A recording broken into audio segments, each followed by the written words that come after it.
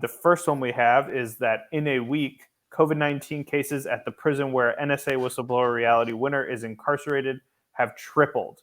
This is an absolutely horrifying headline. Why don't you fill us in?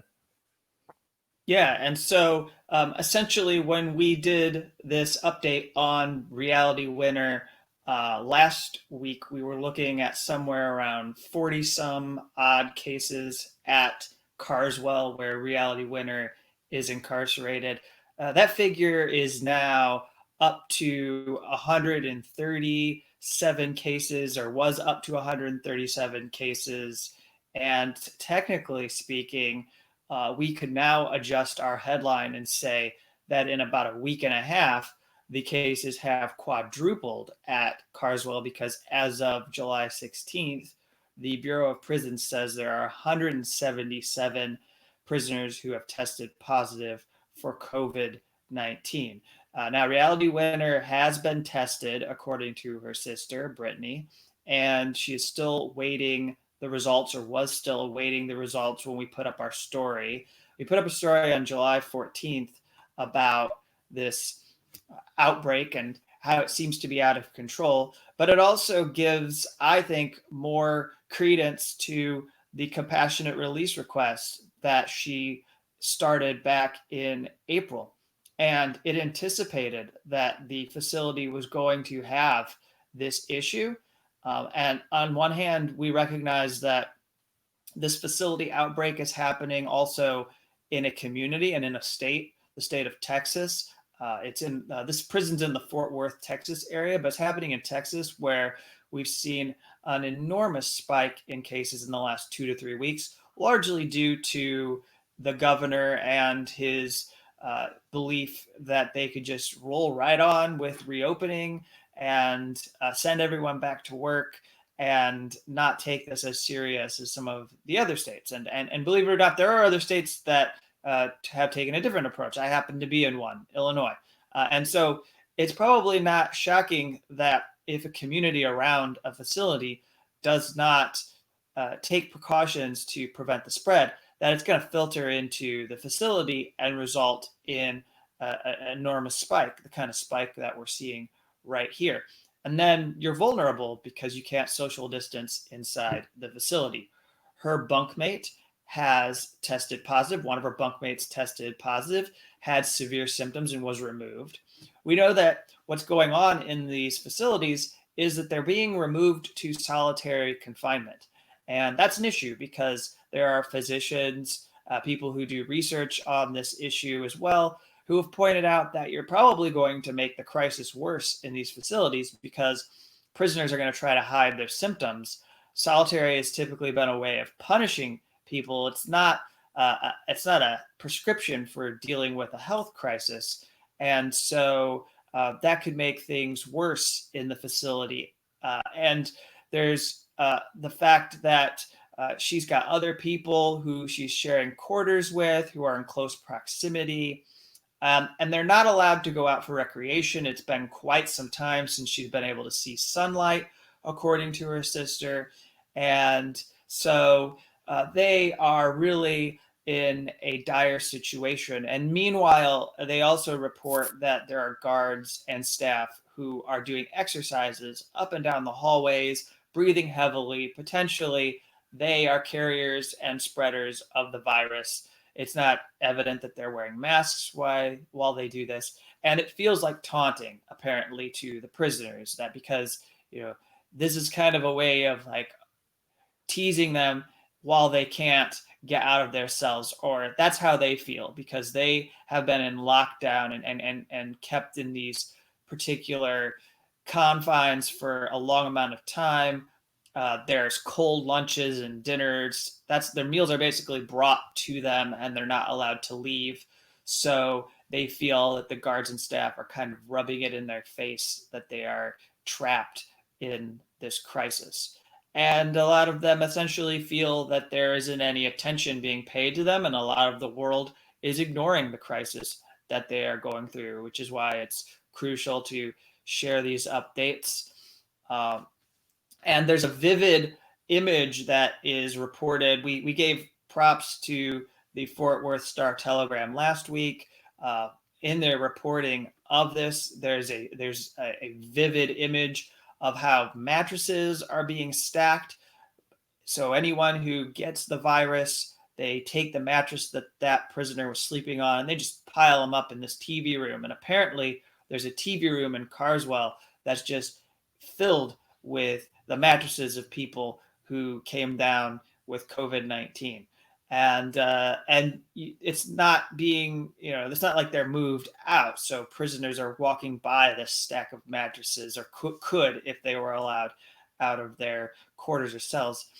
Now, one more thing I want to add is that Billy shared something to go towards the fact that reality is trying to hold her head up and not feel down through all of this, and is apparently taking solace in the fact that Dr. Martin Luther King was, a strong person who had fought and spoken up against injustice, and she feels like if she can remember what figures like that went through, then she herself and her fellow prisoners can survive as well. She said something to the effect of, when Dr. King was in the Birmingham jail, the guards didn't feed him and his cellmates for 3 days because they would pray together over food.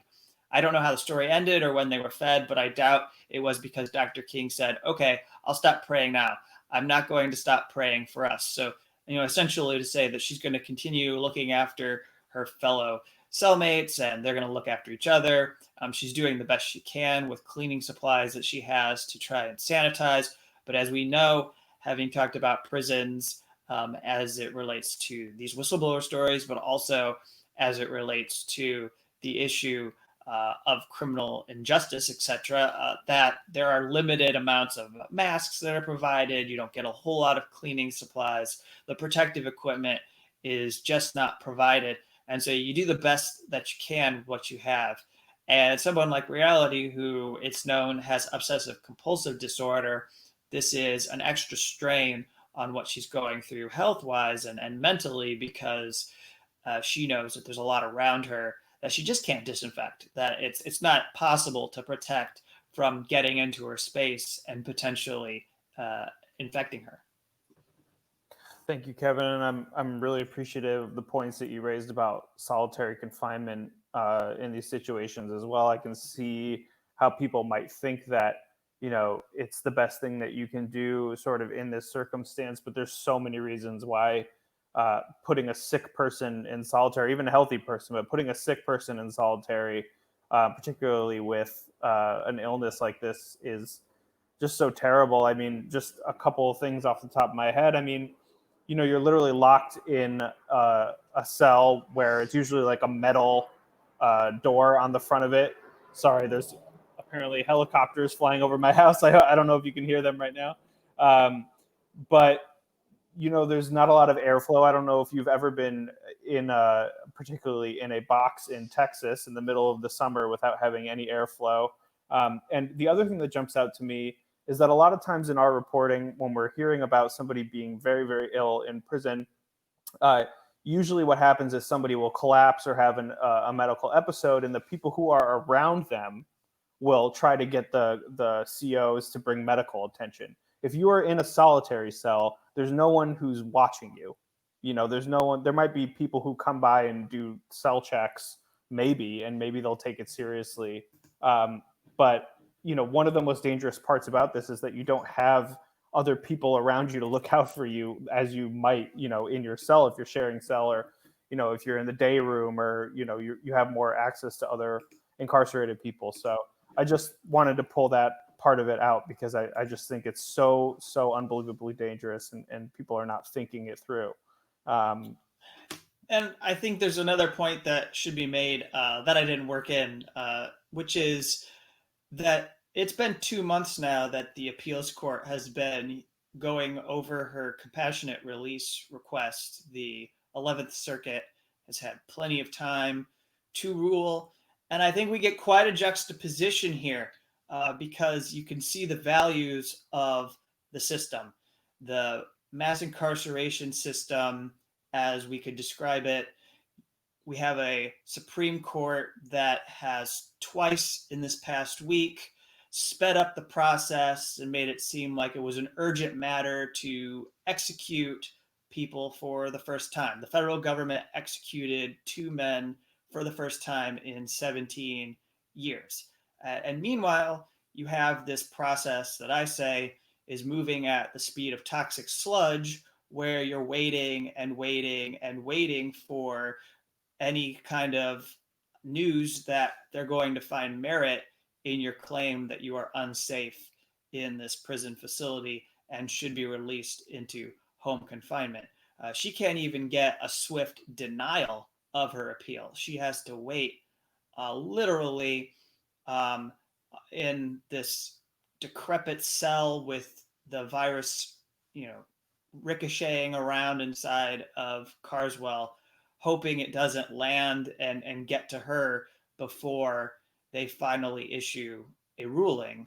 And so, it's very possible, and I don't like to be this bleak, but just because of the nature of the system, you could actually become fatally ill before you even have any inkling that you're going to be released. And you could actually be released into home confinement and have the coronavirus and be very ill, or you could come down with it. And because you come down with it, the Bureau of Prisons could make that a justification to keep you in the prison and not release you out into the community. So I think that's something to be added about the priorities here. They'll accelerate the process when it comes to killing prisoners, Right. but they'll let it be glacial and snail pace for prisoners whose lives are endangered. Excellent point.